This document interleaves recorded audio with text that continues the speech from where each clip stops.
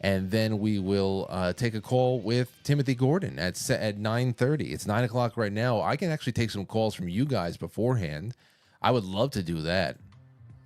Does everybody hear me all right? Let me see. Is everybody hearing me? Everybody's good? Good. Excellent. Fantastic. I'm glad everybody hears it. As long as it comes through, then it's just that. Now, this is also where I do a lot of my writing for the show now. I'm no longer at the kitchen table. And this was once a very narrow bedroom in a very old house.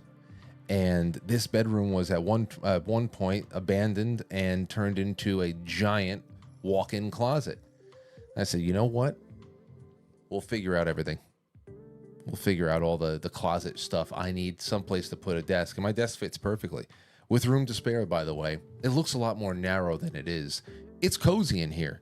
But that's just exactly what this was supposed to be. A cozy place to get some work done. And, in a pinch, do a broadcast. And not have to go to the studio. If, let's say, a blizzard comes through or anything else like that, and I don't have to go into the basement either with the possum living right outside the door for months and months, listening to me and doing whatever the hell else. But anywho, feels good up here, and it'll only get better. Only get better. I needed a satellite location anyhow. All right, first thing up is this. Let's go over to the window capture I set up. Did you see this? I thought that this was hilarious. GOP congressman claims lawmakers sleep in their offices to avoid crime in D.C. Republican congressman said that some lawmakers are so scared of crime in Washington, D.C. that they have taken to sleeping in their offices. Representative Eric Burleson made the comments on the conservative Todd Starnes' show Wednesday when asked about Monday's gunpoint carjacking of his colleague, Representative Henry Cuellar, or Sueller, I don't know how you say it. Anyway, Burleson, 47, claimed it was insane to even own a car in the district due to the expense of parking because it was likely to get broken into or stolen by force. Here's a quote: "I don't want to walk back and forth from an apartment in D.C. at night or in the morning, early morning to get to work. It's just not a safe environment."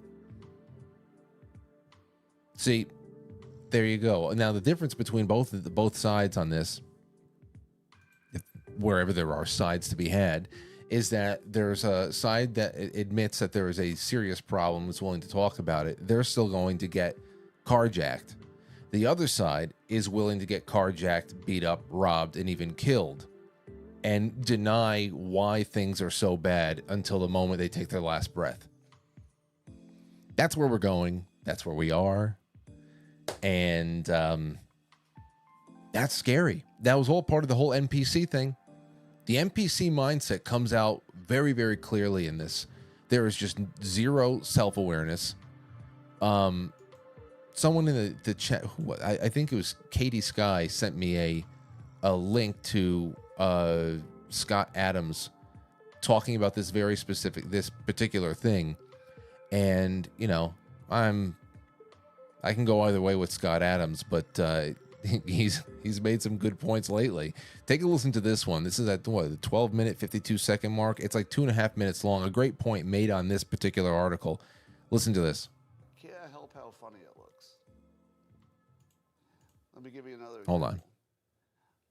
Apparently, some Congress people are sleeping in the Capitol instead of walking home at night because a number of them live within walking distance.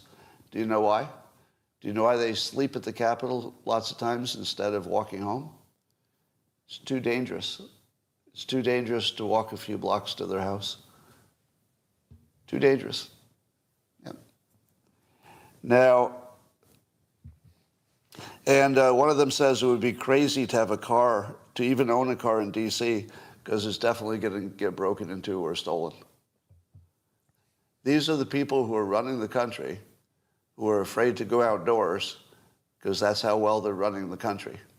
You're running the country so well that you can't walk outdoors in the capital of the country. And let me also just say that this is when we're talking about Washington, D.C., out of all of the jurisdiction that the feds have completely overreached and taken away our independence in that respect, they have almost no jurisdiction outside of D.C., a few square miles of swampland in Maryland, okay, D.C., that's what they have jurisdiction over. Wherever the hell they plant a post office, they have jurisdiction, and they also have jurisdiction over territories that have not been settled into states yet. Okay? So this is an actual, this is a natural place. This is a place where they have natural and constitutional jurisdiction, and it's a hellhole. It's a complete hellhole. Good work, guys. Hey. Good job. Good point coming up, though. You can't go outside and you can't own a car. Remember when they said you won't own anything and you'd be happy? Well, these guys look pretty happy and they can't own a car. And they apparently have an apartment somewhere, but they can't use it because it's too dangerous to get to it. But they seem happy. I don't know. They seemed happy is what I'm saying. So I think Klaus was right. They can't own a car. They can't walk to their apartment, so there's no point in owning it. And they seem happy. So I think that prediction came true. Won't know anything. So you know what the irony is if people are staying in the Capitol to stay safe? That on January 6th, we were worried about the politicians who were hunkered down inside the Capitol. Do you know what would have been more dangerous than being hunkered down inside the Capitol while a band of angry people, some of them violent, were trying to get to them? What's the one thing that would be more dangerous than that? Walking to their apartments. Yeah, good point. It is a good point. You know, got to give credit where credit's due. So that's going on. All right, here's another little something for you. Then I want to take some calls. And if you don't know, I've taken the phone number with me. Phone number is with me, ladies and gentlemen. It's 914-200-0269. I want to take some more calls from you all. In the couple of minutes that we have before Timothy Gordon shows up. Just say, hey, what's going on? What's going on? Your observances over the weekend so far? Has it been a washout, a rainy washout like over here? I kind of like the rain this time of year especially. I'm down with it. Anywho, let's get into this next point. This is a really weird one. This is from the AP. Police found 115 bodies at Colorado Green Funeral Home while investigating putrid smells. A green funeral home, God forbid. Can you imagine bringing your great aunt to a green funeral home to be composted? Ugh. Colorado, the awful smell seeped from a neglected building in a small Colorado town for days, followed by a report that made police take a closer look at the Green Funeral Operator's storage facility. Inside, they made a gruesome discovery: at least 115 decaying bodies. Investigators were tight-lipped Friday about exactly what they found inside the Return to Nature Funeral Home in Penrose, Colorado. Goodbye, never. I would be dead. You know, you say, well, listen, you're dead. You're not going to care what happens to you at that point. I would care. I will haunt you if you bring me to anything that sounds like Return to Nature Funeral Home. I'll haunt you. It'll happen. In Penrose, Colorado. But their plans to bring it in teams usually deal with airline crashes, coroners, and jurisdictions. The FBI pointed to a grim mess. A state document, meanwhile, alleged funeral home owner John Halford tried to conceal the improper storage of corpses. Why 115? Why that many? Does a funeral home have that many bodies at any given time? Are you serious? Halford acknowledged that he had a problem at the property. The Colorado Office of Funeral Home and Crematory Registration Letter said the document did not elaborate on the taxidermy and alleged improper storage of remains. Taxidermy? A state document, meanwhile, alleged funeral home owner John Halford tried to conceal the improper storages of corpses. He claimed he was doing taxidermy at the facility. According to the state, he's doing taxidermy for people? Is that like when people have those awful morbid have you seen some of these funerals where they'll have a person propped up and held up like on a stage somewhere, and like like they have a concert and they're on stage? I saw this other guy, he like died in a motorcycle accident, or he died. Loved his motorcycle. He died, and then they put him back on his motorcycle. The wake was him fixed onto a motorcycle. Is that considered human taxidermy, or is something else going on here? This is messy. I hate this. I hate it. I wish that when we died, we just we poof into a small cloud of confetti. That's what I wish. Because this sucks. No one had been arrested or charged. Text messages to the funeral home seeking comment went unanswered. No one at the business picked up the phone. There was no one working. So again, it's horrible. Nobody has, and there's nothing here about why so many people. Just improper refrigeration, but still, 115. The company charged $1,895. That's $1,895 for a natural burial. What is it? Burials without embalming. Okay. Metal caskets or using biodegradable caskets, shrouds, or nothing at all, according to its website.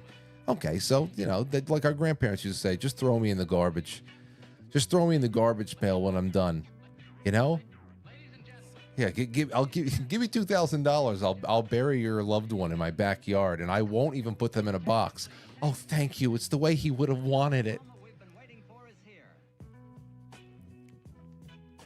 Oh, gosh. Anywho, so that's behind us now. Why'd you do that? Why'd you do that to us tonight, Frank? Well, because it's Halloween. It's Halloween season. We got to get weird. Got to get a little weird here. Okay, what else do we have? Oh, now this is a little bit more on Israel now. Hamas kidnapping Israeli citizens. This is from WorldNet Daily. Babies being taken by terrorists. First thing I thought when I saw this was babies in incubators. I've seen moms with babies being taken by terrorists. As a mother myself, I can't even comprehend that it's actually real. Israelis reacted with shock and horror in response to Hamas's surprise Saturday attack that has resulted in numerous deaths and missing persons. Hamas breached the border separating Gaza from southern Israel Saturday, firing thousands of rockets, killing at least 100 people so far, injuring hundreds more, and taking an unknown number of Israeli soldiers and civilians hostage, according to the Associated Press. The war has put the country at a standstill for Israelis living in Israel, told the Daily Caller News Foundation. So that's the thing. They're taking it so serious that it's been declared a war. It's been declared a war. And like I said before, the United States has approved now. This is a statement by Anthony Blinken, the Department of State. United States unequivocally condemns. A lot of condemnations today. Very impressed by them all. Everybody's condemning one thing or another. And taking their turns and then going back to their phone and reloading Twitter every 15 minutes to see how many people are liking them. This is never any justification for terrorism. We stand in solidarity. And they have approved $4.5 billion emergency military aid package for Israel. Now, I got to say, man, I know that this is just the beginning of this, and it's only going to tack on to whatever the hell else is going on. But I have no more capacity to care about anything outside of this country, especially to the degree that these two specific groups of people are always fighting, and for various reasons, and reasons not totally unique. When it comes to how the world has been chopped up, conquered, reconquered, taken, swindled, this and that, over and over and over again. I'm having a hard time paying attention to anything school shootings, anything that isn't going on. It's a very, very rough thing, because you are shown an endless thread of people getting brutalized on Twitter all day today. So I stopped going on that as soon as I saw what was going on. Just war, dead people, people being taken out of cars, put into cars, all the varied comments and commentary attached to it all. And I'm just saying, I grew up, even when I didn't know anything about what was going on in the Middle East or anything like that, I grew up just knowing the Israelis and the Palestinians, they hate each other and they're always fighting. And here we are, always in a position where we're supporting somebody or both parties at the same time. And then there is just endless amounts of things to spend money on and to get beaten over the head with and bullied with, to be honest. Now, I don't want anybody fighting. I hate war, but it's a little disconcerting over and over again that we are being made to take sides on things that are so far away that really have nothing to do with us. And at the same time, we are constantly browbeaten for taking any kind of interest in our own heritage, in preserving our own countries, our own homes. I can't stand that. I don't link arms. Who am I going to link arms with right now? This is only just the beginning. I'm sure that we're going to keep up with it, because 100 people dead, that is not enough to move the needle. That's not enough to move the needle. And that this is going to be such a big public fiasco, on top of the fact that people are going to be fighting and dying again. So, makes perfect sense. Perfect sense. One thing leads to the next, and there's always something. But I'd love to hear what you have to say about that at some point, at least. Other than this, I have a few other things that I wanted to do with you all. There was a little bit of there's a lot going on at the Vatican right now, as far as New World Order goes, One World Religion, Agenda 2030 machinations. So that is going to be something I talk with Timothy Gordon about, aside from just chilling out.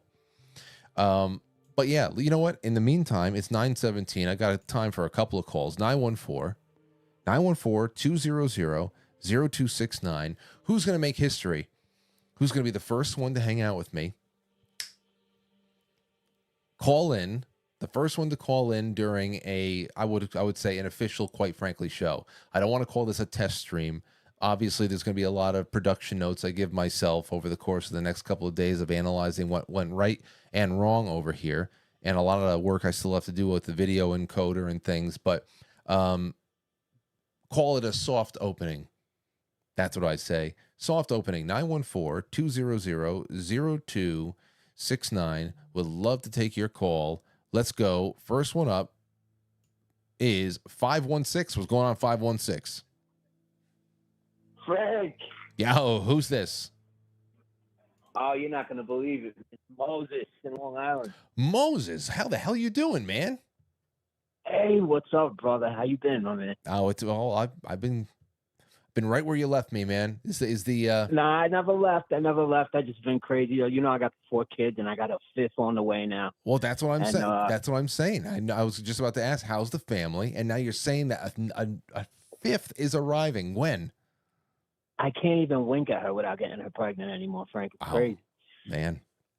That's I don't know if that's good or bad, because the winking isn't as fun as the other thing. Yeah, you ain't kidding now. But everybody's good, man. My 4-year-old's playing football with the 7-year-olds, knocking kids on their asses. It's beautiful. It's the best thing I've ever done is to have kids, man. But other than that, man, I just got to say, man, I've been keeping an eye on you whenever I could, and you're kicking ass, bro. I'm proud of you, man. And yesterday, I'm calling in, right, because yesterday I saw the weirdest, funniest shit ever, right? I'm crossing the street from 7-Eleven to get to a CVS, and I get stuck in between the light, right? So I'm right in the middle of this highway, and guess what pulls up? What? Blacked out Cadillac, and right behind the blackout Cadillac, a nice little black limo. It says "Seal of the President of the United States" on it. And I'm like, no shit. What? Tell me I just got this lucky, because I'm not too far from Stony Brook University, and a lot of times the president or Hillary Clinton's visited. I'm thinking, tell me I really got this lucky. I'm going to see this guy. And I look in the back, and there's a fucking skeleton, a skeleton with Ray-Bans on. So somebody's driving up and down the island with the fucking limo and the black Cadillac in front, and it's got a skeleton with Ray-Bans on it. I got a picture of it too. It's hilarious. Now I wonder. I wonder, with all the trouble that you can get into impersonating a doctor or a police officer, I wonder if there's going to be a time when somebody tells them to take the seal off of the door. That's the first thing that I thought right away, because the seal is literally identical to the real one. I'm like, dude, they gotta be running the risk of some trouble on this. And it's obviously somebody who's pretty well off, because it's a brand new Cadillac, and to have a limo and be able to do all of that. Yeah, man. But it was hilarious to see. And in Long Island over here with Trump land, so I'm sure somebody's up to it. That's got some businesses. Well, I hope that you and the family have a good. When's the fifth one going to be arriving? In the summertime. It's going to be the first summer baby. All my kids are from like September 4th. Oh, September to December. So you just must have like announced this right now then. This just happened there. Okay. Basically. Well, congratulations, Moses. It's good to hear from you again. And hope God to hear from bless you again your soon. baby too, man. She's a beautiful girl, man. Thank you. She was in here helping me test some equipment today. So I'm getting her I'm getting her somewhat involved in the family business, because I'm going to need some interns. There you go. Going to need an intern at some point. All right, man. Keep in touch somehow. All right, Frank. Be easy, brother. Later. Okay. Let's go. Let's take a call. 808, you're on the air. What's going on? Hey, Frank. Who's this? How's it going? Aloha, Brooke in Hawaii. I was going to say, I know that 808 number is Hawaii after all the 808 calls I got. I'm on the west side of Oahu, Waianae area. Just like to call in and say much aloha. You're doing a great job. You really, you listen to people. You let them talk. I love Timothy, Alberino, Matt, all the boys. And you're just doing a fantastic job. Out here, in Hawaii, we just had the Maui incidences, and now Israel. Is this just an all-out attack on humanity? Dude, I'm glad you bring it up in that respect, because I'm sure that a lot of people are asking about it and thinking it. I mean, any kind of waning interest there was in the media already, Maui is old news. Yeah, and at least to the media, I still check in. Short-term memory. Short-term, absolutely. But even Ukraine is not playing with anybody anymore. Now we have this, and this. But we're always sending money. I don't know where we get it. In fact, $4.5 billion we just sent. Blinken just sent today to Israel. Okay. Yeah. 4.5 to 45. Remember, Trump was holding the pistol and doing the 45 pistol, on Judgment Day, Yom Kippur, or whatever. I don't know anything about that, but okay. Yeah, anyway, we'll drop that. But anyway, it's just funny, the numbers. So anyway, we just sent money again, 4.5 billion. Billions. And billions. Yeah. And and this is something that came from something that came from Anthony Blinken's office. So is it an act of Congress? No, I mean, there's just slush funds. There's just money all over the place, and this is just the start of it. I don't know how it all ends. That's the scary part, because just ask your folks real quick. I'll get off with you, but I love you. But ask your folks, really, what are you doing? Because I'm doing something, and I'll call you another time and we'll talk about it. But I'm doing a lot, one man against the government right now, especially in Hawaii. Email. Love the show. Email us or start a thread on the forum. That would be great. Yeah, look for Never S Builders. You got it. I'll email you. Thank you, sir. Be well. Thank you, Frank. Okay. Aloha. Yeah, I got an email. I got a super chat yesterday from American Girl 3, and she had said, in her super chat, hey guys, I've been radio silent but listening every day. The NPC topic hit close. Most of my family is lost. My mom has suffered 2 strokes but still insists that the things are safe and eats mostly vegetarian. I'm at a total loss. Is there anything I can do to help? Just like our caller just said right there, what can people do to help? Well, you are one person, so you have to really keep things in perspective. But as far as things like that, I'm sorry to say that there's very little you can do when it comes to helping people who are not. I mean, you can barely drag a horse to water, you know? You can barely get them interested to go look at the water these days. I think that we've already had a pretty good sorting out of where everybody is. And that's just the case. It's a sad case there too. You just got to love them somehow. You got to love and keep that going, because we're all walking the walk. Some of us are going somewhere weird, but happening one way or another. Let me take a call. 828, you're on the show on a Saturday night from Studio B. Frank, it's Jake's Flakes. What's up, Jake? Oh, Jake's Flakes. What's going on? Hey, man, this is the one that's trying to do the Telegram and getting everyone to organize and do a meetup. Oh, so you're from North Carolina. Yeah, North Carolina. There's a lot of 828s in your listening region. Well, everybody, this is Jake. He and Jake's Flakes. That was the seasoning, right? Yeah, that's the one that I sent you in the mail. Yeah. So he makes very good seasoning, and he's also started a, quite frankly, Telegram that deals with North Carolina, or at least that 828 area in North Carolina. You want everybody to know? Yes, sir. Go ahead. North Carolina. Where would somebody from North Carolina find this on Telegram so they can do a meetup? I don't know, man. I'm trying to figure that out. I'm not that intelligent with the. All right, well then, Jake, you have to have that all figured out before you come on to plug it. Well, I got to figure it out. I tried to send some links and some setups with that. So. All right. Well. I got it on Build.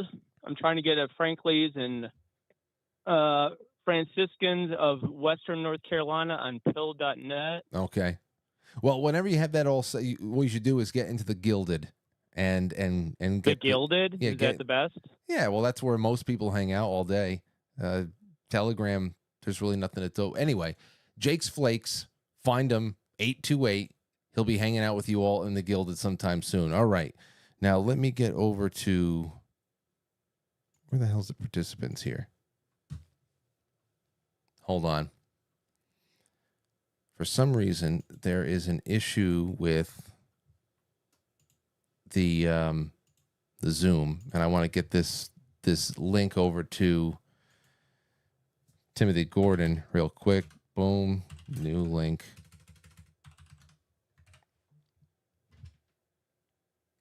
Oh wait, he thinks he's in? Let's see.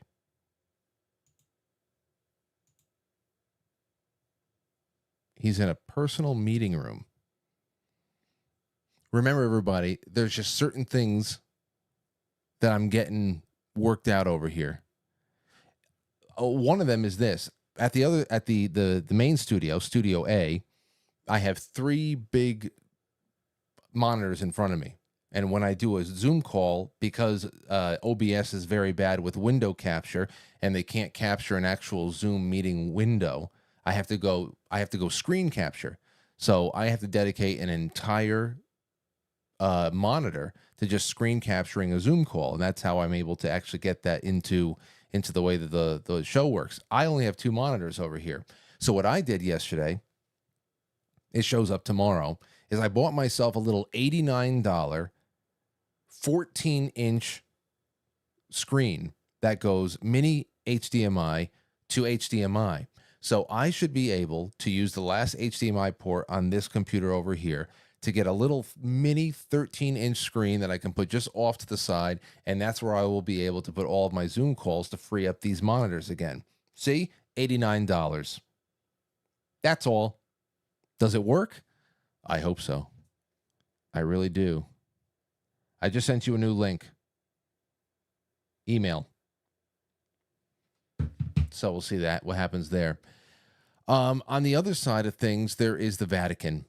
Well, there's something else. There's genetics. Did you see this? Did you see this right here?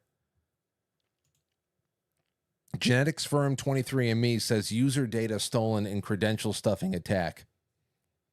As if you needed another reason to distrust 23andMe, aside from the family that owns it. 23andMe has confirmed on Bleeping Computer that it is aware of user data from its platform circulating on hacker forums and attributes the leak to credential stuffing attack. So, I don't know. Just don't send your DNA there. Pick another place. On the other hand, like I said before, though, Pope Francis got a real problem with this guy. We got a real issue here. Claims no migrant emergency in Europe and suggests individualism is the problem. No migrant emergency. None whatsoever. Just individualism. Now, I'm going to talk about this and more with my good friend Tim tonight. Tim, do you hear me? Yes, sir. Oh, What's man. up, Frank? Okay. Now, do you see me too? I hear you. I see you. I'm here with you. Okay, this is going well so far. This is the first time I'm doing this. Timothy's on. Oh, wow. We look great together. This is good. This looks good. Good to see you, man. Well, good to see you in the new digs. Yeah. Oh, I gave you and Steph a little bit of a tour of what's going on. I just wish that people can have any kind of a glimpse of my private stock book collection over here. This is where all the private stock stuff is. This is where the Timothy Gordons are, everything else. I mean, this is, things that I don't want my in-laws walking through the apartment saying, "What are you reading? What is that?" Yeah. That's sweet. Oh, I got to see it. I don't know about your in-laws. No, well, that stuff is, they saw that, but it's more so the Davos man stuff. The Davos man, and then of course we go into Bill Cooper, Behold a Pale Horse. I got a lot of this is where all my conspiracy stuff is and my New World Order collection, which is what we have to talk about tonight, because Francis and the Vatican, I need you to catch me up to speed, because all I hear about is the so-called synod that is about to begin or has begun, and that there is a lot of changes. It's all Agenda 2030 recognizable tenets of that plan, and I just want to know what's happening and exactly what could be done in this next, I don't know, this play. What is a synod, by the way? A synod's a meeting. I think of Lord of the Rings, that, an Entmoot is like a meeting in Middle English. But here's the thing. The 2023 first day opening synod speech on Wednesday talked all about synodality. It's called the Synod on Synodality. No one knows what the fuck synodality is. It's like if you make an abstract noun out of anything. And what the radicals that are running this thing say synodality means is there's a grammar of synodality that allows the Holy Spirit to surprise us with innovations to the 2,000-year teachings of public revelation, teachings of our Lord. So synod is an old process. It's like a meeting of bishops. It's not quite an ecumenical council where it has meaning per force of itself, the way an ecumenical council like Vatican II does, but it's a more local meeting of bishops. It's a kind of old thing, mostly used in the Eastern Church, not so much the Latin Church. But at Vatican II, in the last document of Vatican II, Lumen Gentium, they say we're going to use the synod in a new way. And now we're 58, 59 years in. Well, using it in a new way. Well, speaking of new, and like you're just saying, can you please expand on what it means to be surprised by the Holy Spirit? What does that mean? That sounds very scary right there. After however many thousands of years, to say, you know what, we're going to leave the window open for the Holy Spirit to surprise the hell out of us. Like it's going to happen. For some reason, I have a feeling it's going to happen right now. I mean, that in itself is Right. ridiculous. It is. It is. I think anyone can tell what an apparatchik means when they say surprise. Whether Francis is or is not the Pope, Archbishop Vigano thinks he's not. I think he probably is. He's still an apparatchik, and when apparatchiks say, "Oh, hold on, I'm going to get pinged from the Holy Spirit," it just means they're going to attempt to reform the irreformable. That's what radicals always mean. The other day on Friday, Diane Montaigne, excellent LifeSite News reporter, was there at the synod at the press briefing. They're not letting any information in or out. There's an oath of silence.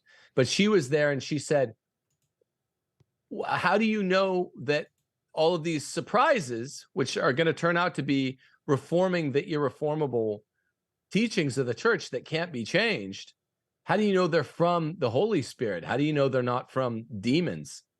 And the response that one of the synodal generals gave her was such a laugh and said, "Oh, because I believe in the Holy Spirit. That's in the creed. That's how I know." She's like, "But how do you know it's the Holy Spirit you're hearing from?" And the broad that broke in said, "Sorry, we have to go to the next question." So it's an obvious question. What Francis is doing 10 and a half years into his pontificate is not that subtle anymore. The mask is off. I'd love to, I don't want to talk like just through the history of Francis's pontificate, but at some point it would be helpful to, as Edward Penton, another goodly Catholic reporter, he said, you have to understand the 2014 and 2015 synods that Francis used right when he was in the chair, when he was new, when this is a fresh pontificate, to understand what he's doing here. Maybe there's time for that, maybe not. Well, here's what I would say. What I would ask next is, what exactly now are these things that we may be surprised about? So what from a Windswept House standpoint, you and I, we did the first, quite frankly, book club together, Windswept House. I think that it was incredibly insightful. I think that everything that has come out of that city, Vatican City, since then has been, I almost feel like I have an inside line onto why this is going on and where it's all leading. That book was full of very, very blatant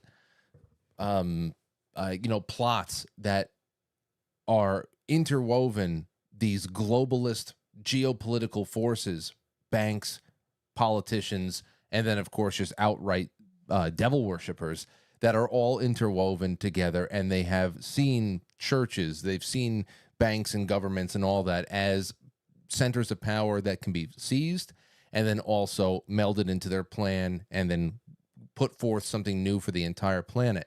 So from that standpoint, what are we seeing here as far as social engineering and cultural shifts that is going to be impacted by whatever these new plans are at the synod? What are they looking at? Is it woman priests? Is that it again? That's one of them. Frank. I'm going to try to tie threads together pithily. In 2014, the second year of Francis's pontificate, one of the good guys in the church, one of the cardinals called Walter Brandmuller, said, look, we got to talk about the Sankt Gallen Mafia. That's one of yours and my favorite things to talk about, and it ties very closely to Windswept House. There's this group of shadowy far-left cardinals that have interloped and are call themselves the Sankt Gallen Mafia. They have an agenda. Cardinal Brandmuller, who's one of the 4 original dubia cardinals from 2016, asked Pope Francis dubia questions. But what the hell, you say? Can you answer? Are you saying this with a yes or a no? That's a dubia. And Francis never answered those 4 dubia. You might or might not remember this from around the first conversations we had. Walter Brandmuller was one of those 4 dubia cardinals, along with Cardinal Raymond Cardinal Burke. They're the 2 of 4 surviving dubia cardinals. The other 2 of the 4 died waiting for a responsum from Pope Francis, never got it, about things that were going on in the 2014 and 2015 synods, before lots of people knew how evil this pontificate would be. That guy, the good guy, Walter Brandmuller, said, look, the St. Gallen agenda, the shadowy mafia of cardinals that gave us Francis and seemed to control Francis, they want these few things. It's all sexual teaching. They want to come in, they want to change, they want to get communion for the divorced and civilly remarried. That is what they tended to right away with the 2014, 2015 synods and Francis's post-synod document called Amoris Laetitia. They got that. And he's calling this in 2014. Next, women, deacons, and priests. It's all sexual in nature. Thirdly, let priests marry. That's the third item. That one's the only one that is not actually dogmatically closed. Some Eastern Rite Catholic priests can get married.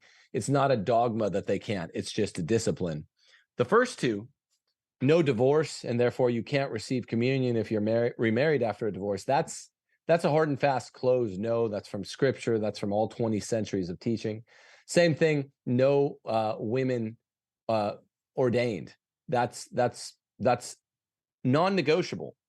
So Walter Brandmüller says this is what you can expect from Francis's pontificate, because like Windswept House, this Gallen group, this Sankt Gallen Mafia group in the cardinalate are very powerful. And while one of the bad guys had put forward this plan for communion for the divorced and civilly remarried in 1982, and was one of the characters, Walter Casper, I think he was one of the characters in Windswept House. There are 3 or 4 Gallen group characters that were on that character key. He tried it with JP2. JP2 shut him down, and JP2 is like, you can't do this. It's a de fide no. It's a categorical no.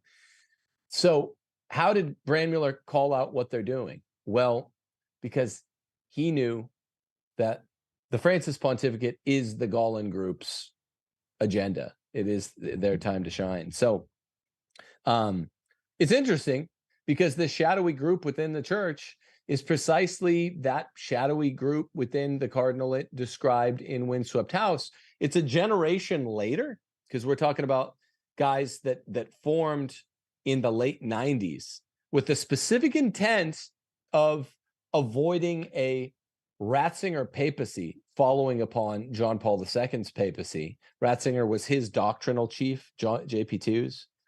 He's barely represented in Windswept House, which I told you time and time again when we read that book.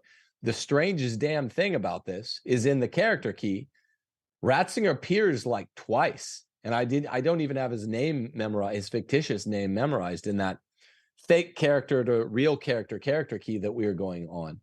That was weird because the Gallen group, their main enemy, they hated JP2. They saw him as more of a conservative than conservatives do, which often happens. But they were really afraid of Ratzinger, and they started meeting in 1996. Remember the conclave which gave us Benedict, Ratzinger's papacy, was 2005. They met for 9 years to discuss how to get any other pope into office besides Ratzinger. And guess who was second in the voting in the 2005 conclave, even though no one knew who the fuck he was? Jorge Mario Bergoglio. And we've talked a few times about how, even though he missed out in 2005 before anyone knew who he was, this no-name from Buenos Aires, he came second in the voting. And suddenly, between the third and the fourth votes, called scrutinies, at that 2005 conclave before the smoke goes up out of St. Peter's, there was a strange lunchtime occurrence between those third and fourth votes, where the leader of the Gallen group, Cardinal Carlo Martini, was seen walking arm in arm with Joseph Cardinal Ratzinger. They don't like each other. And after then lunch broke, they went back, they had the fourth scrutiny, and all of the Gallen votes went to Ratzinger. Would give us the Benedict XVI pontificate, but it would be cut short after 8.5 years. And people have surmised, was there some deal worked out? We'll let you have the pontificate for some time, but we've got our guy who keeps running second here in 2005. He's going to be first in that 2013 conclave, at which point you'll retire. Who knows? Maybe that could happen, but it was an agenda all along by this Gallen group, and they're basically the same people you're talking about in Windswept. So Francis, I had myself muted. I'm still learning this new board. So Francis is essentially the Catholic Obama, out of nowhere, obviously anointed, and yeah, that's incredible. You know, now you got me thinking about that book, Tim, and I'm thinking about what's going on right now. And of course, in that book, there was a lot about Russia. There was a lot about. We started getting in that Ukraine area there. Then, of course, there is the Antonio Sochi book about Ukraine. It opens up with Ukraine and Benedict and what was going on with John Podesta. And Vigano keeps bringing up Podesta and keeps talking about, hey, remember who these people are, especially in that last video that he did that he declared apostasy. But you know, I think about Ukraine and this whole whatever the hell's going on here. Whoever is running the show over here is obviously running the show over there, and Ukraine was a very valuable satellite location for the deep state. And then you have Israel is also something that creeps up. First of all, in Windswept House, that's where all the new Freemason initiates were going to take they were getting initiated there. You remember they went to this OG temple in Israel? I think that's where it was. Yeah, I forgot about that. Yeah. So both of these areas, obviously, hot spots. Everything feels so tense right now, man. To wake up this morning and have an all-out war, just an all-out war has now sprung up again, and you know it's the usual suspects, but it's still. I don't know. That's why I wanted to have you on tonight and just talk about where you feel the world is going, because we see the I don't know, all the chips on the board are being moved simultaneously. You got all this stuff. Have you noticed everyone's such a fucking know-it-all on Israel? I don't know what's going on over there. I don't trust the media. I don't trust the popular narrative. But I don't know how everyone on the Israel-Palestinian rapport is so confident. I wanted your take on it, actually. You know, there are things that you can jump into. I've got plenty of books on that too. There are things you can talk about as far as the histories, the long histories, as far as where we are right now. For anybody to be able to claim their independence and their agency back in this world at this point, what the world tends to throw at an average person is this idea that you have missed out on so much, or you are not able to comprehend the complexity of the situation. Therefore, you have no reason to have an opinion on anything, and you should just shut up and keep funding what we say is right and avoid what is wrong.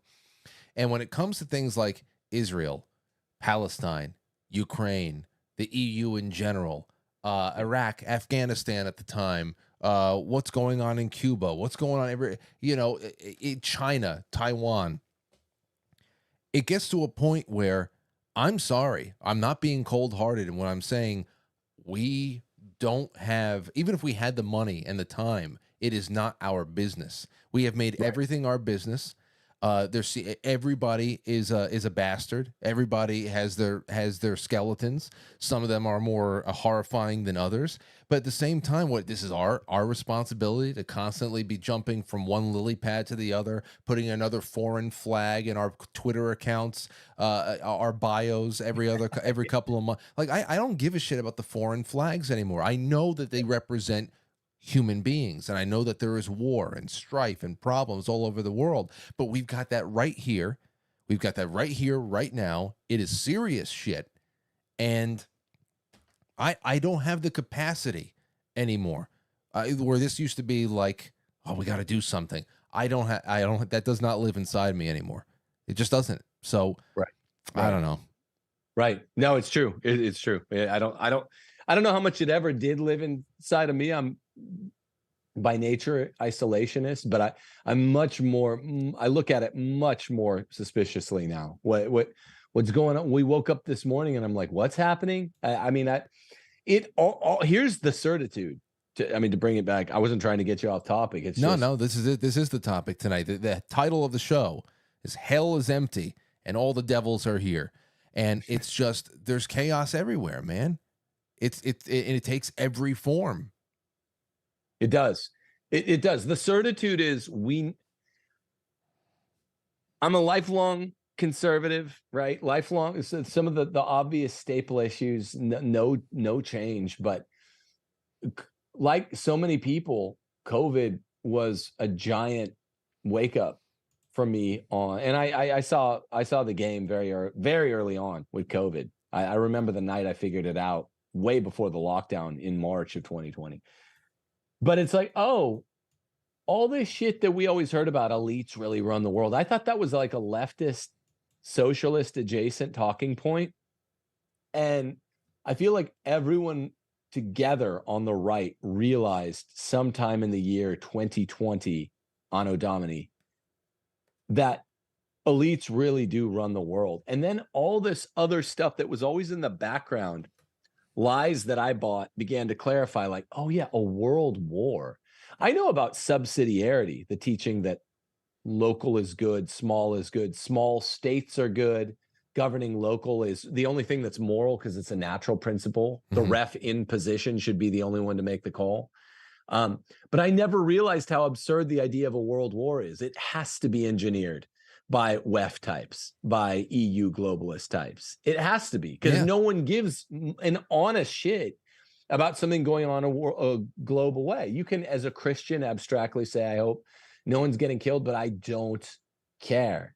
And so all the world wars, you start getting red pilled too, just on the principle of, oh, wow, they really did lie about the other stuff in 2020.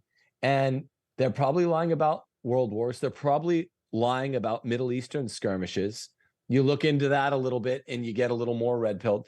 They're probably lying about everything. So why would the conservatives that, got red pilled in 2020 or 2021 believe what they're telling us about Ukraine or now Israel? All I know is it's a giant super PAC, but it's not that. It's giant in power, but it's small by population of people inside the church. Like Vigano said, it's a deep church with a deep state, like Podesta insinuated in that Sochi book quite directly. And it's a very small few that kind of control everything, and they spin the media, and it's happening right now downstairs. I came from the kitchen where my wife was cooking, and we turned on Fox News for the first time in 3 years. And it was like, they're spinning it right now, man. These are the WEF elites that I don't know what the angle is, but I know that there is an angle. I know. Yeah. That it's pretty frightening because of I think the pace at which it all is crawling at this point, because there is just nothing has time to simmer. Obviously you had the Russia-Ukraine thing that's been going on for now, February 2024, it's going to be 2 years. So you think about how that's been dragged out. And again, I like you say, from a Christian standpoint, from a moral standpoint, there are people out there, who contemplate the lives that are being impacted, whether they have faith in or they're religious or not. But it's silly to pretend to you're up at night thinking about everybody else around the 5,000 miles, 7,000 miles away. You know what you're doing. You're prioritizing what exactly you're supposed to do. Yourself. The only way the world takes a step towards stability is if individuals prioritize themselves, their family, and then spilling outward into their community, and that is reciprocated, and that there is strong culture, and that is what keeps us going. I mean, this is what this is what we need to do to actually fix the world. Instead, everybody is being pulled away from taking care of their homes, and by extension, their home nation, and giving all that up to have their attention completely all the attention just attracted. Like there's this magnetic pull. Everybody's attention has to be pulled into one location. Their consent has to be manufactured, and then away to the laundromat we go again. So I just, it's not about not caring that people are being taken advantage of or brutalized in a far off land and that nobody's coming to their help. Well, you know what? That's usually the time when people have to either fight or they disappear. That's what happens to everybody, and it's happening over here. I mean, we're not fighting; we're being slowly erased. We're not fighting back. We're not doing anything to regain any footing in the West. We are committing suicide. We think it's altruistic, and it's not. It's just pathetic. So I don't. All of this stuff really just does not play with me anymore. No, it doesn't. Like you're saying. I mean, I keep recurring to this word subsidiarity to restate exactly what you're saying, which is literally Pope Pius XI, one of the good ones in the 20th century, said, "It is a grave evil." That means for non-Catholics, it's a mortal sin for any larger sphere government to hijack the legislative field of any more local government that is within its competency. That means it's a grave evil for municipal government to take over any of the legislative fields, any of the possible modes of governance of a household father who really should be governing most of the things in a young boy or girl's life. The laws come from your father. You can only take that over at municipal laws, at the level of municipal lawfare, if it's outside the competence of the father. And then same thing, municipal government pays state government. The municipal government has the next right of refusal, and then state government gets it before national government, right? And so there's really only the leftovers for national government because you're zooming out in scope. It's not just geography. There's a moral ontology to the zoom out function, and it's actually a natural law principle. It's not just a Catholic teaching. It's a natural law principle. Who makes the call in a basketball game? The ref who's right near the player who might or might not have stepped out of bounds. You don't want the guy on the other end of the court making the call. So that's not like a Catholic teaching. That's just common sense, or what we call natural law principle. What's happening even at the level of the synod on synodality now, since that's really what you wanted me to talk about, is Pope Francis is taking through this agenda with these big items. He's taking personal responsibility away from the individuals, taking moral onus away from them, saying, no, you're allowed to do these things that have for 2,000 years been considered mortal sins. Don't worry. And he's transferring our focus onto, by definition, literally the global issues. Yep. The first morning of the synod on Wednesday, Frank, the 4th, he published the sequel to Laudato Si, which was his environmental encyclical. Super, super ridiculous. I've seen you cover that over the years. Yeah. I just always have kind of mocked it. It wasn't as subversive as some of the other things, papal magisteria that he's promulgated, but it's just typical leftist talking points, and it's typical padding for Agenda 2030 in the run up to globalism. Well, this is the morning of the opening day of this big synod on synodality. He just publishes this, and he's calling for specifically more onerous, more rigorous, mandatory legislation toward basically population control, at least climate control, all over the world, every nation. So he's lending his hand to the global elites, inverting subsidiarity and saying we're going to govern from a global order, not from a local order, subverting the natural law. And this is why I love doing these check-ins with you, because honestly, as we have said many times before, it's just at this point it's becoming of a global interest for everybody to know what's going on, and especially in places like Vatican City, because if you're a Catholic and you care about the state of your church, then that's one thing.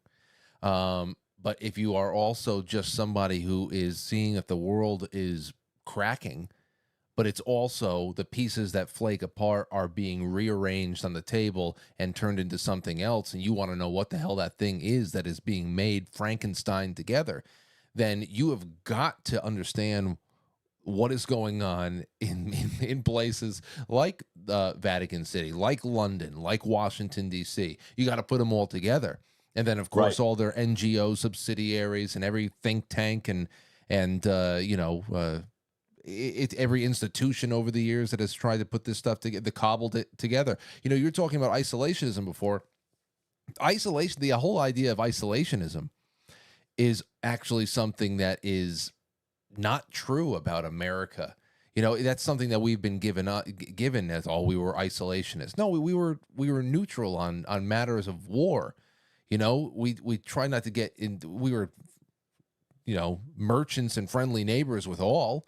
But as far as this whole thing, World War I is the perfect example. You were saying that world wars are something that is prime for red pilling.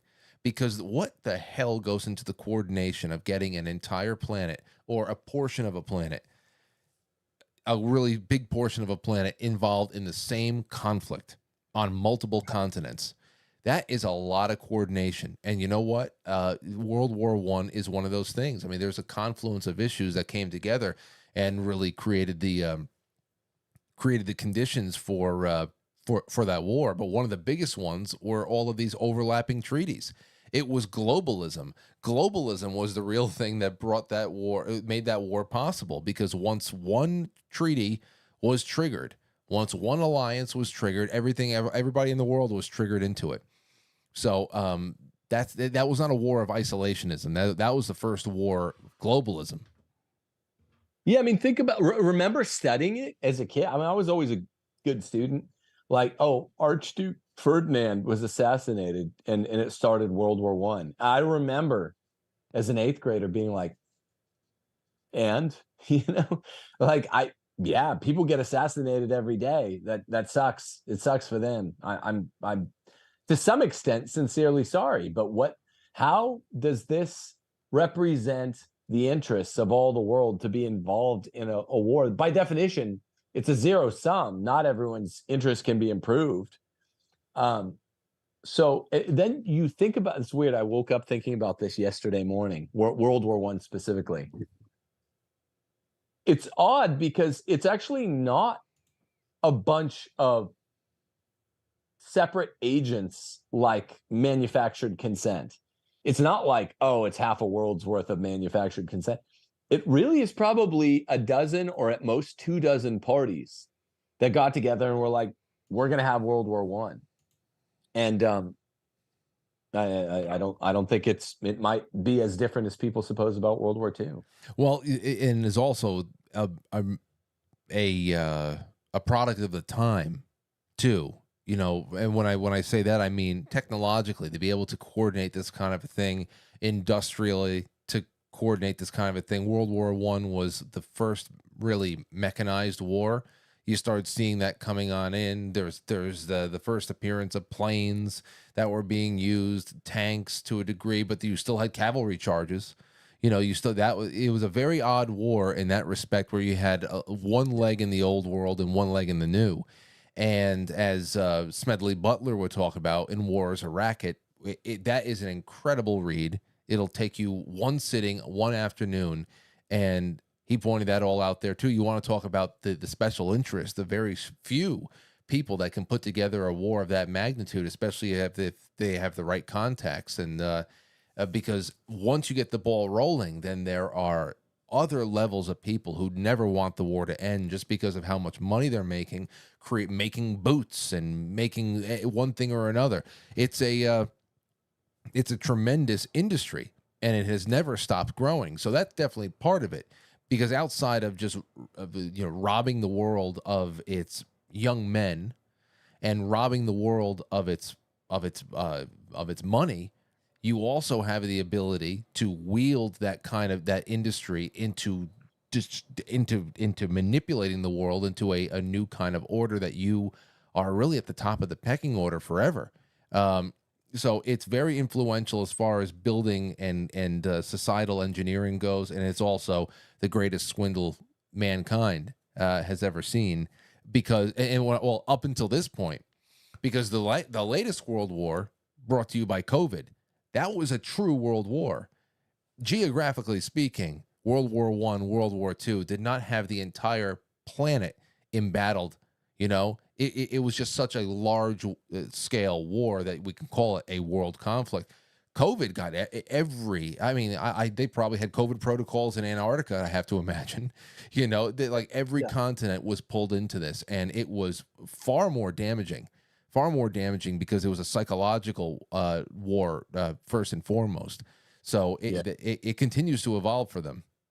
Perfectly ubiquitous world war, not World War I or World War II. You're absolutely right. You could go on a walk during COVID, and it was a perfectly ubiquitous.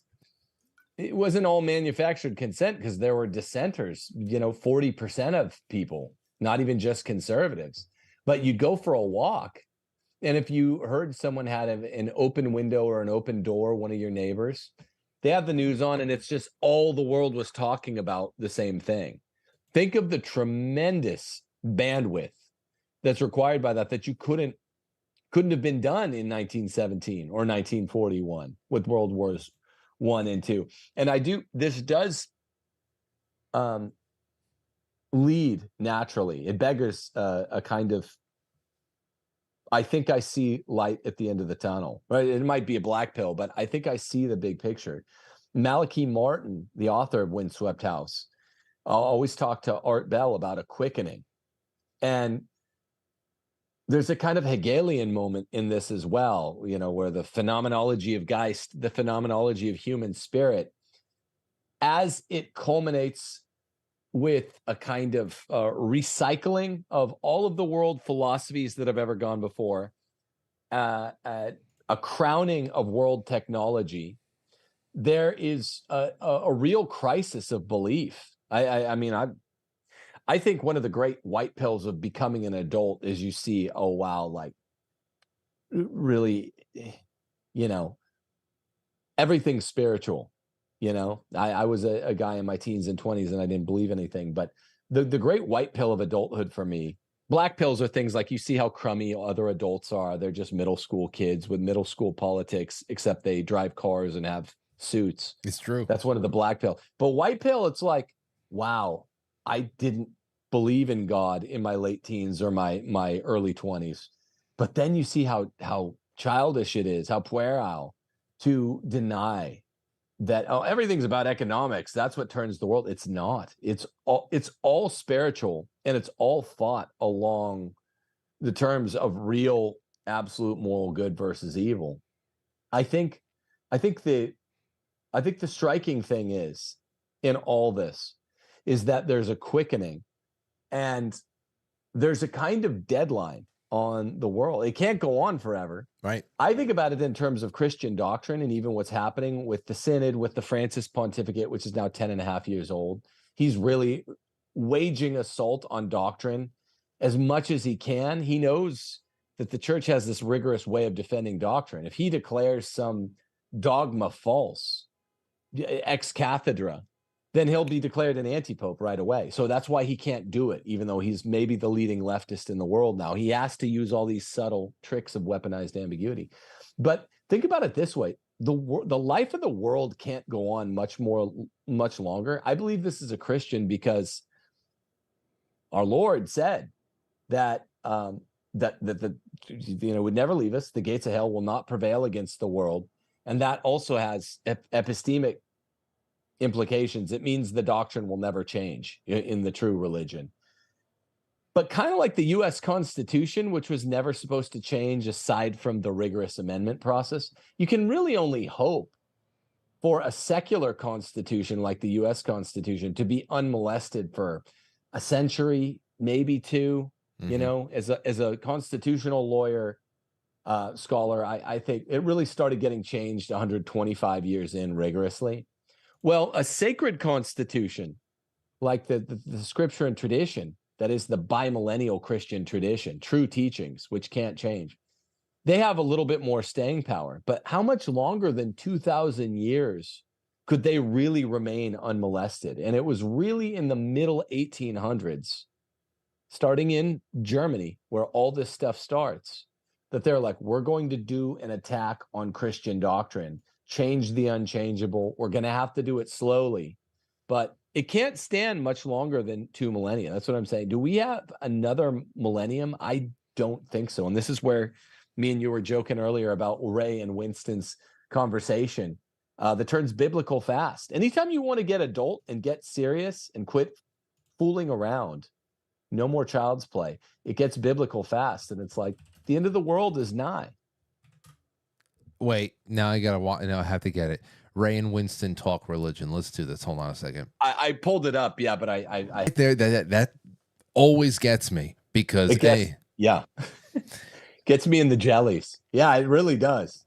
Sorry, I wasn't trying to interrupt you. No. It's I love that scene, and also because Ray, there he is. He is the consummate scientist. He wants to leave it all out there. Every religion, every faith has their end myths, their creation myths, their stories, whatever the hell that constitute their faith. And there's Winston, who represents the everyman. He's not I love Winston's character.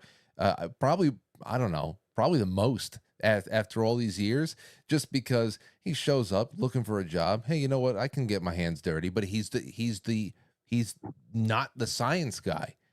Right. He's just the everyman. And that is just, I think that once you go and you start getting, immersing yourself into the galaxy brain part of, the intelligentsia, you kind of lose a little bit of that common sense, a little bit of that foundation, and everything has to be so, it's the trap of the midwit.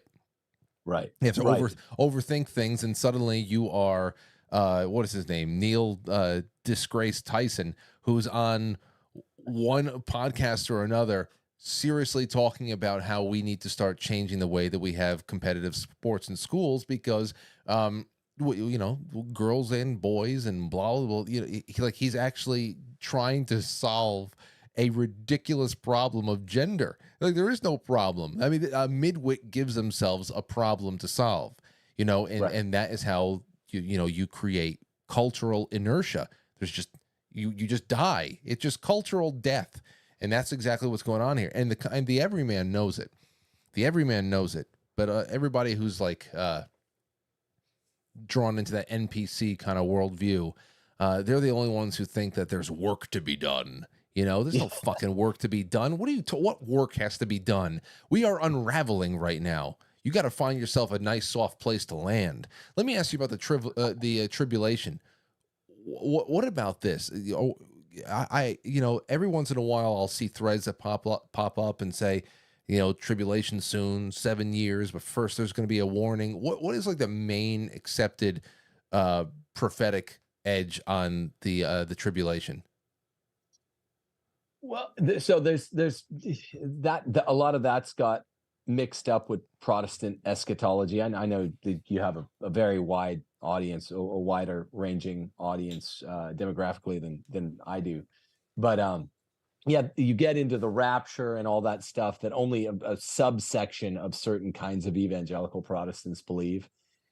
So when it comes to Revelation, boy, it's interesting. There's some great online watches you can go to on YouTube, but it's there. Some of the greatest Catholic scholars have said, look, there's 7 ages in the world.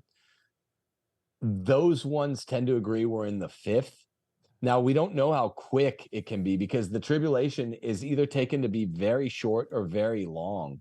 Even when we get into Marian prophecy, for Catholic specific, the apparitional Marian prophecy, like Fatima, one both of us are very interested in. There's a time of tribulation, but after that, a time of peace involved in the Russia stuff. Russia will spread her airs throughout all the world. She said that in 1917 to 3 illiterate Portuguese kids. And so there seems to be at least a 6th era of the world where things get peaceful again. So that's the main thing that stays my hand from being like, this is definitely the end, is all these Catholic scholars that have studied eschatology and studied Marian prophecy and said, look, we're probably in the 5th. But who knows? Maybe the 6th is like a day or something. Yeah. It's not my area of expertise, but I'm telling you, it gets me in my jellies when I watch that scene. And intuition strongly tells me we just don't have another 1,000 year. I'm not sure if it's 100 or 200 or 25, but we know that there are WEF types that are literally trying to end the world as it's ever been known by 2028, 2029 for 2030. Oh, one final thing that's based as fuck about the Ray Winston talk is, one, Ray is science guy, but he can quote scripture, chapter and verse. And number two, Winston has the last word in that scene. You love that, right? Winston's like, I'm not talking myths, bro. And then, Ray doesn't say, oh, it is myths and go all Jordan Peterson. He's like, let's have some music because what you said is heavy and probably right. Like that's a very base part in that movie. The most base part, I think. I was looking at, well, you said 1,000 years, and I'm saying, well, hell, we can make all those predictions right now, Tim, and it'll be great thing is that we're not going to be around to eat crow. But I have to imagine, I don't know. There's something telling me too. The year 3000 just doesn't sound like it just, how Hemingway said the truth's got a certain ring to it.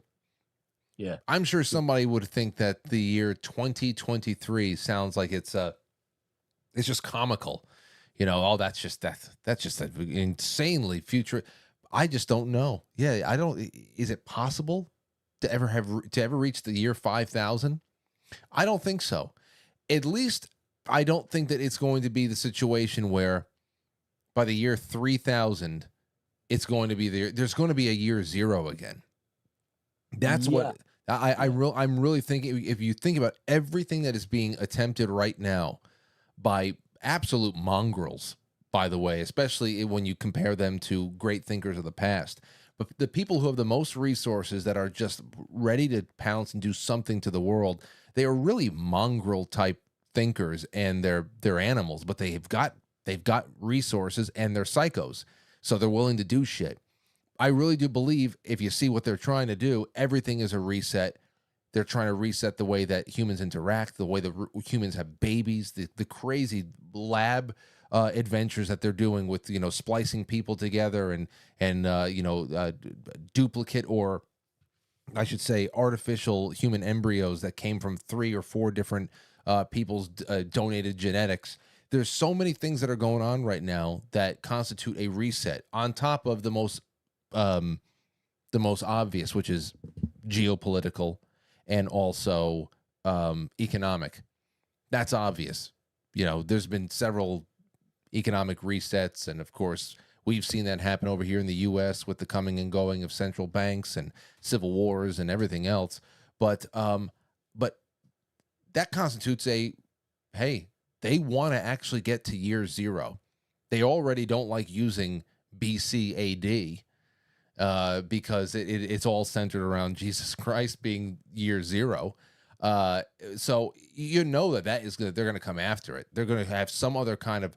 So I don't think that 3000 will come, even if it's just in the way that it's not going to be counted in the same way going forward linearly, like we are counting right now. There's going to be a shift in that. Agreed. But like Winston says to Ray, I'm more ambitious than that. I don't see another 1,000 years. Partly on intuition, 3000 sounds funny, but more than that, like I said, the expiry date of dogmatic inerrancy.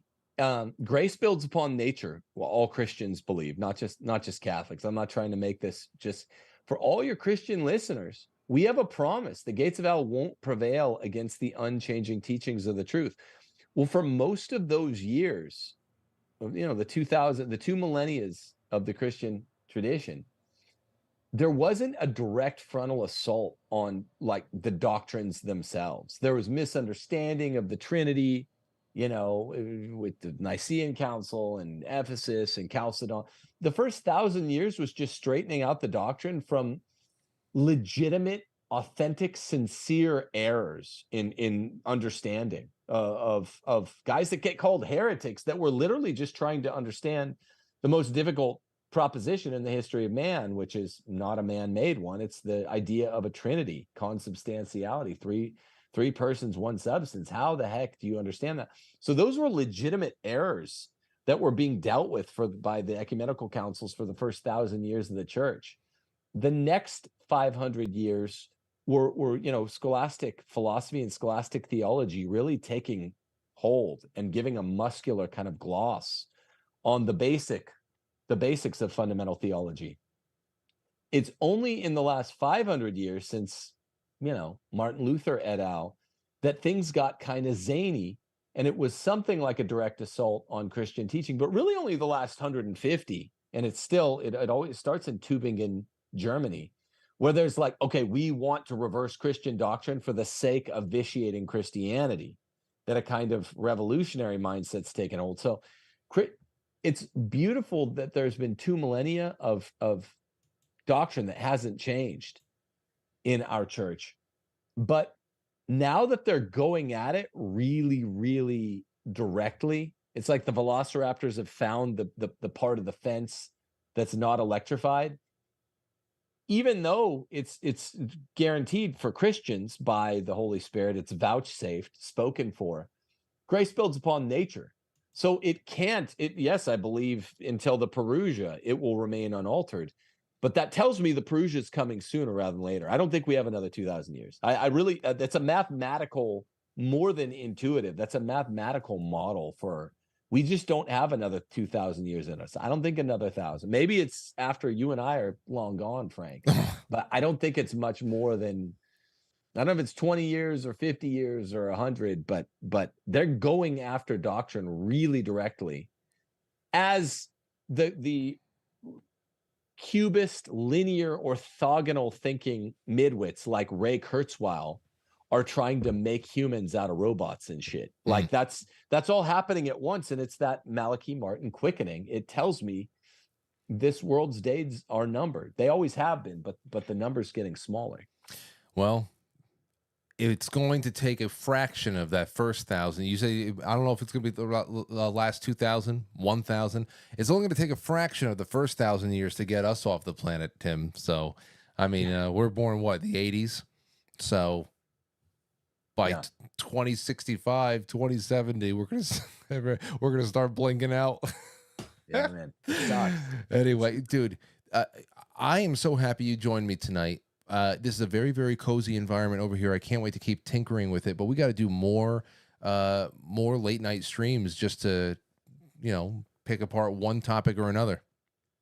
I like it so much. Well, I'm so honored to be on your maiden voyage, but I do like the late night stream with you. I don't do it because my audience isn't accustomed to it. Maybe I should throw them in, but I'm in a way different mood than when I get up, and it's 10. Usually it takes me till 11 or 11:30 to get a show together, and it's something specific like my whiteboard here on what's going on at the synod and stuff like, or I do a feminism show. But it's a way different mood to just be waxing like Ray and Winston. I like it more at night. Yeah, man. The Ray and Winston hour. That's pretty much what it is right now. And that's what nighttime does something.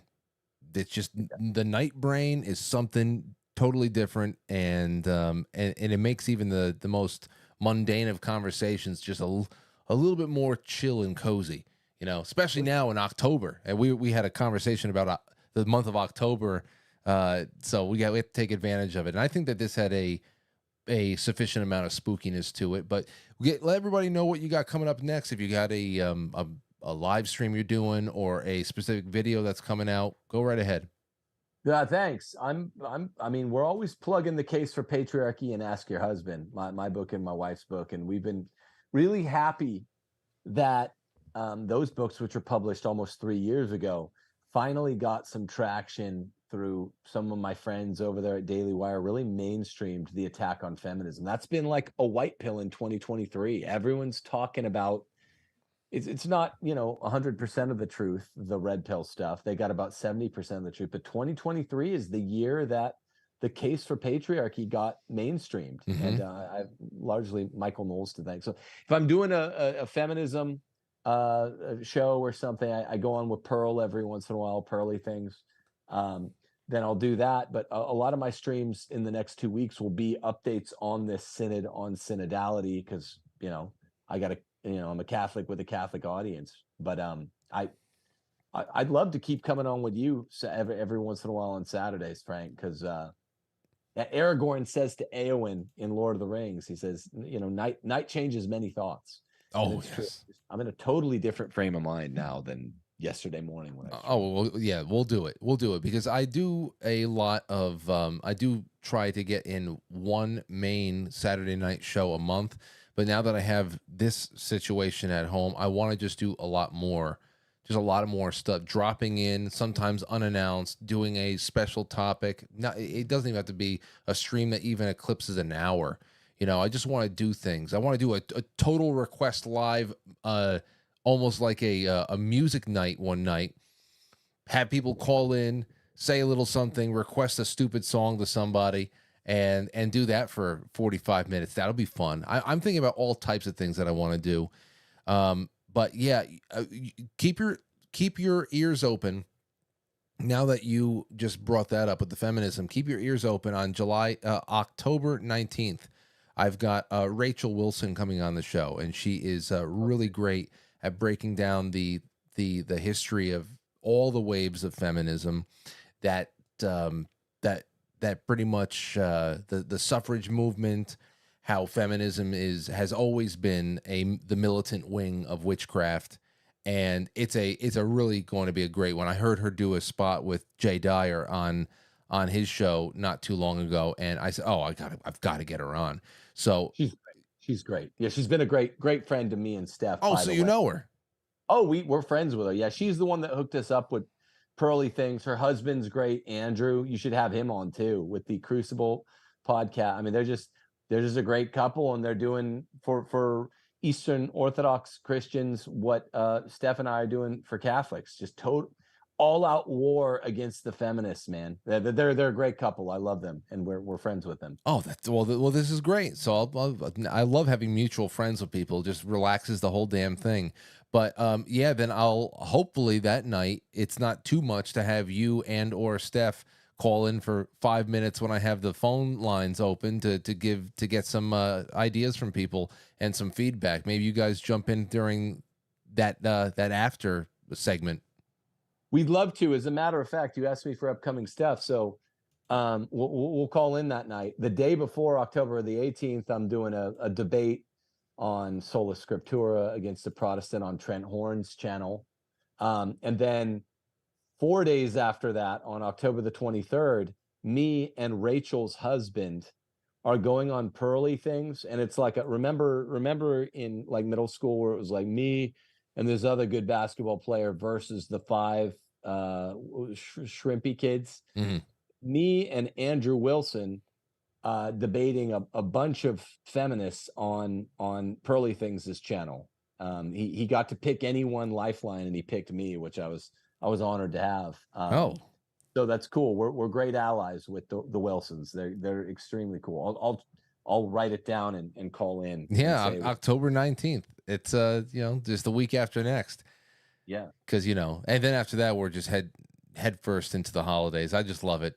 From Aurora's birthday, the September 14th onward, that's like the beginning of the holidays for me now. I love that the holidays keep creeping back, because man, is it after Christmas, man, talk about deflated balloon. I understand taking the spirit with you into the next year. I understand that. But there's something about that childhood deflation never goes away. It has never left me. And my second eldest daughter were talking about that exact thing last night, because last year we took that big trip out in more like early to mid October, and that's when you and I got to meet. You met the whole fam. Yeah, that was cool. I met Lauren and Aurora. That was really cool. But we got back. That trip was for the twins' birthday, which is October the 3rd. That's when our holidays begin. Nice. But we got back just barely in time for Halloween that time. But yeah, so you said it's September. For us, it's October the 3rd with my twins' birthday. Then all of October we're super into Halloween. Then November the 1st, you're deflated because stuff's no longer the orange and black scary of October, but now it's November and you're getting ready for Thanksgiving. Hunting season opens here. I go up to my land a bunch early in the mornings and try to blast deers. And you know, Thanksgiving's a different kind of fun. It's less thrilling. It's more chill than Halloween. I love it. I love it. Yeah, it's just chill. Yeah. It's just chill. And you eat and you watch movies, and we always watch National Lampoon's Christmas. And then the day after Thanksgiving, you're in Christmas mode. And the day after December the 26th sucks, man. And the shittiest holiday is New Year's. It's like we're starting out I can't bring this with me. I can't fake it. I love the holidays. New Year's, you know, New Year's is a little bit claustrophobic. It is. I felt that last year I told Lauren, I said, you know, I'm feeling something a little bit like claustrophobia this year. Like around January 2nd, January 3rd, she's like, what do you mean? Like what? I think we were like, we weren't in a closet or anything like that. I wasn't being crowded, but it was just the fact that we got to go through all that again. I felt like I had, I don't know. I felt like I had, you know, some kind of a weight on top. It just, the whole idea of going through the whole damn thing again. We got to go through winter. We got to go through spring and then the summer. It almost feels like, man, it's never going to be Christmas again. That comes so quick.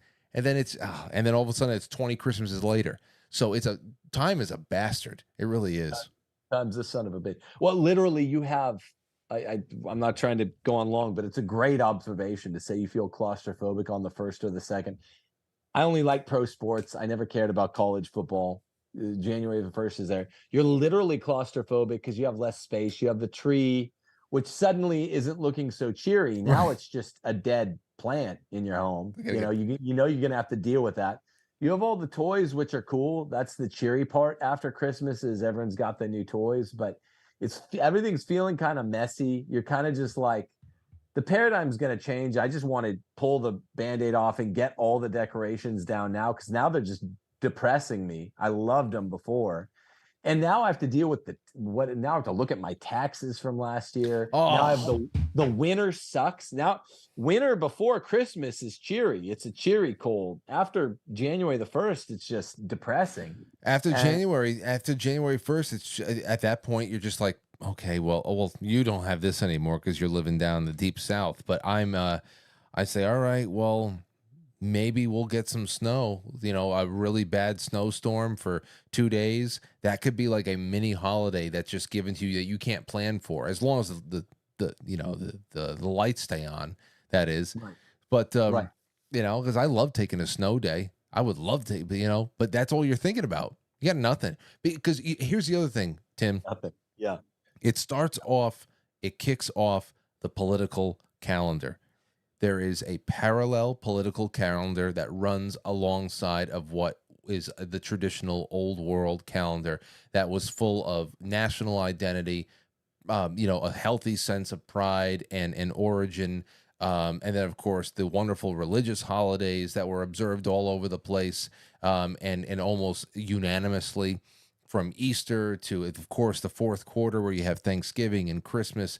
There's just so much there. And over the last 15, 20 years, you have parallel, offsetting, political, militant holidays that are just running right down the entirety of the calendar. It starts off from January to March. That is when all of the award shows go on. That's pretty much their holidays. It's, you know, televised black masses. Then you have the Juneteenth for Independence Day. You have one thing or another, Pride Month, that whole disaster.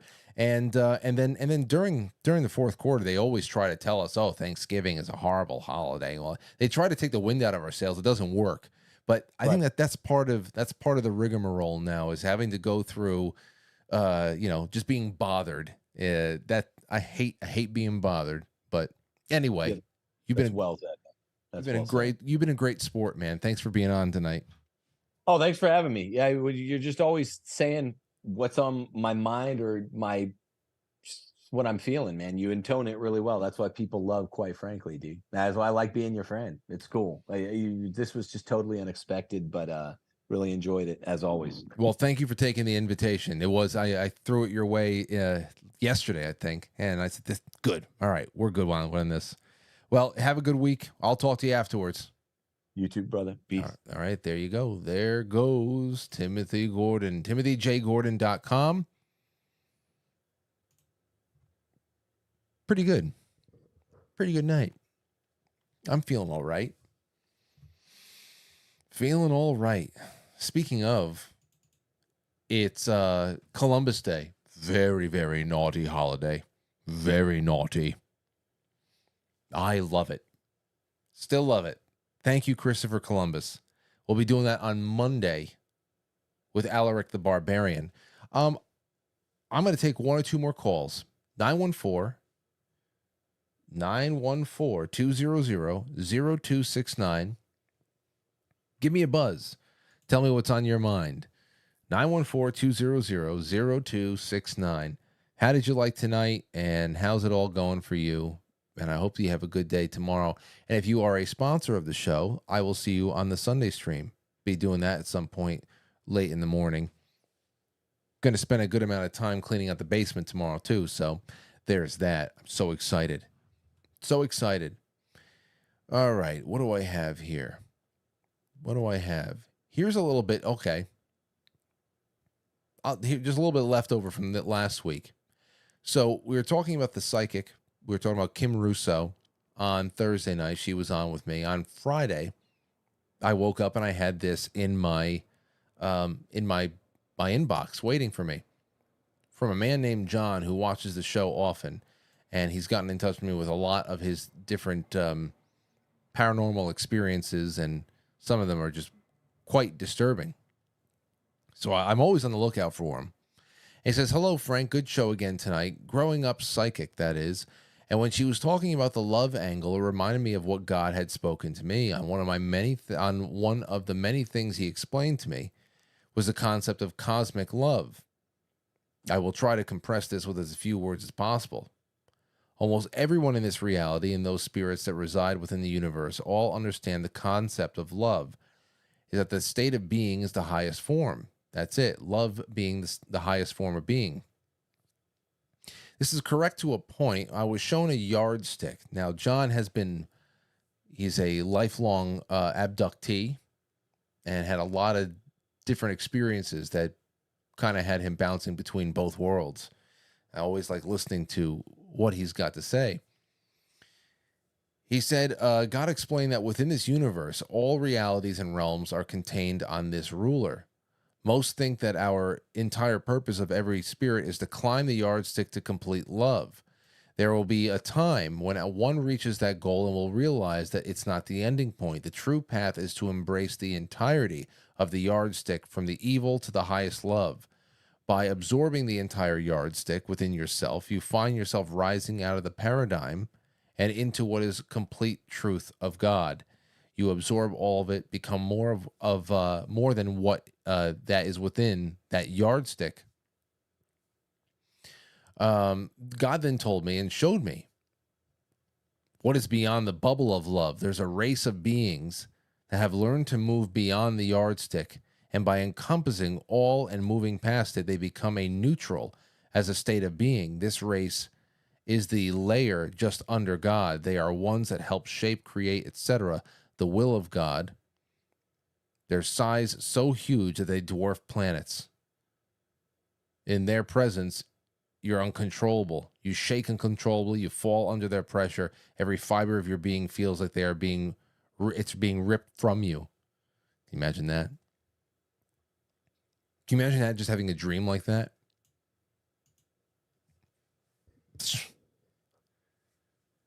Who actually really knows? You know, we get the guidelines. A little bit of a roadmap. You work on yourself. You stay well. You stay honest, and you love, and you provide, and you do well. You do right by people around you. You treat them the way you want to be treated. But once you push past that veil, man, oh man, Imagine the never-ending story. Some people come back and talk about it, and it sounds that way sometimes. Let's see. Let's take a call. 402, you're on the air. Who's this? This is Brian Jack Holder from Council Bluffs, Iowa. What's going on? Congress. I've called in a couple times. Frank, how you doing? Doing well. Great to have you back on, Jack. I'm sorry I'm late to the show. I only caught the very end of it, but I love the title of your show tonight. We're surrounded by the people that are probably going to end up going to hell. They're the ones that control our lives through the government. You know what? It's one of those things. It's one of those things where, yeah, absolutely. But I mean, I've met so many of these politicians, people I've run against for the U.S. House, and they're not like us. They give off this vibe that, they're, I'm not saying they're lizard people, but many of them are sociopaths and psychopaths. They're perfectly possessed. And, I'm 6'7", 230. So they don't like it when I'm very nice to them. They don't know how to handle kindness and love. Especially from a gentle giant, Yeah, it's the old General Giap from the Vietnam War. You grab them by the belt buckle, you pull them in tight. Well, I don't dislike them or hate them. I hate the two-party system and everything they impose on us. Yeah, you're saying something really big there. You're talking about the actual people who are working within that system, and then thank you again for the call, Jack. The people who work in that system, then there are those who are very easily influenced by that. Those are the ones that we have to really live around. Everybody else, their names on a ballot, their faces on a ballot, they're a talking head on a press conference whenever there's a issue, and it's just reality TV. It's not really real until you realize how it's affecting the people around you. And if everybody had their wits about them, our friends and family, if it didn't penetrate the way that it did, all the psych war stuff from especially the last few years, then everything would be very different. That's just really, it penetrated. The messaging penetrated. Other than that, oh man, I would be fine with people LARPing around in Washington, D.C., having a LARP somewhere while the rest of us are just, perfectly cocooned and ready to make decisions and telling the higher ups very, very confidently and within our rights to just fuck off. Oh, that would be so much more comfortable than where we are right now. We just don't know how the programming has picked up on one person or another. All right, let's do one more call. 530, you're on the air. Go ahead. Okay. Let's take another call. One more time with 530. How are you? I'm good. How are you? I'm okay. Well, I just have a few things to say. Okay. What do you got? Okay. So earlier this week, you were talking about the policemen or people, the scams of what people were doing. Mm-hmm. Do you remember what I'm talking about? The scam where they were the scams, like they were like doing scams against people with AI. What do you mean? What we were talking about last night with Jay Gulanello about AI. I think it was the night before. Okay. So anyway, what I was going to talk about is this actually happened to one of my family members.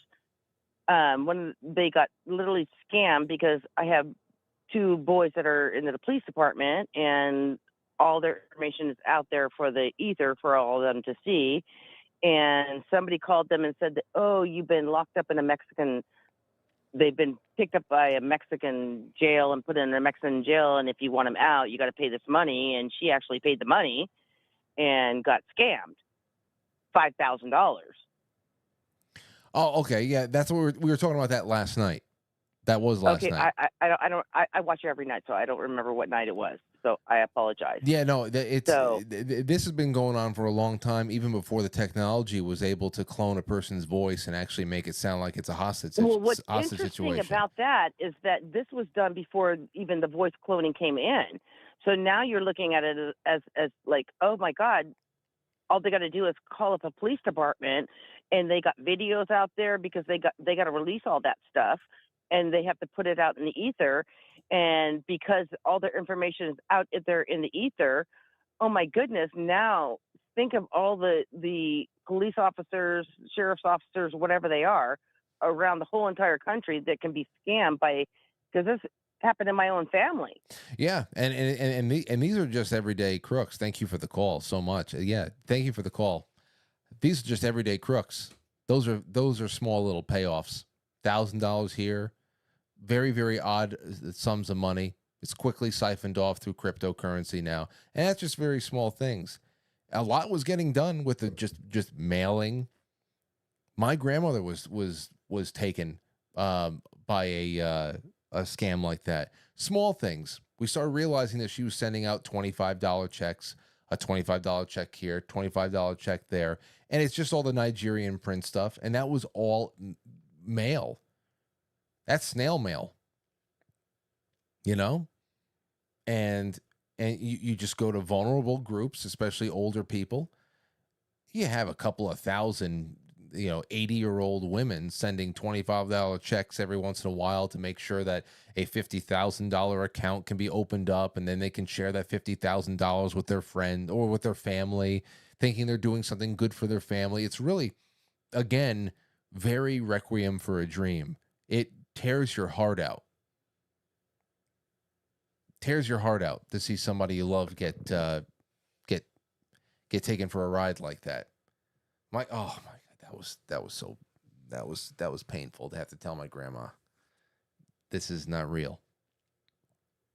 Held like a family meeting, so everybody know that the family is going to be all right. I got this money, and oh no, oh no. And so that was that. And no AI. We're talking about years before AI. Years before. Plenty of money was being skimmed out of people's bank accounts just with the old Nigerian prince mailers. So, yeah, plenty more to be made still. All right. That's it for tonight. That's it. Thank you, guys and gals. I just wanted to do a little bit of everything. So war is breaking out again. The craziness is all over the place. And where there are not guns and cannons being fired, there are pencil pushers trying to change civilization through dogma and through other forms of subversion. So, what is left in hell? Anything? Seems going to be pretty empty. Must be. And I'm so happy you guys and gals were here with me tonight. I'm going to be figuring out, I'll show you. I had to put this on the lowest. The throbbing of the neon picks up a little bit around 25%. See? I don't like that. There's 50. There's 100. Now 100 stabilizes. And I got this going through a battery. I put it through the wall jack at first, and I said, I don't know. I thought that this was just because the alternating current, it's just creating, that's just the frequency. And the anti-flicker stuff over here with the frame rates on the camera's end, it didn't do anything. So I said, let me go to direct current. And I got myself this battery pack. Now 100 stabilizes pretty well, but it's very bright. What do you think about this? Should it go to 100, or should I bring it down to below 25? What do you think? 100% or go low? Because, of course, you go low, you can actually see the QFTV a little bit better. 100% or low? What do you think?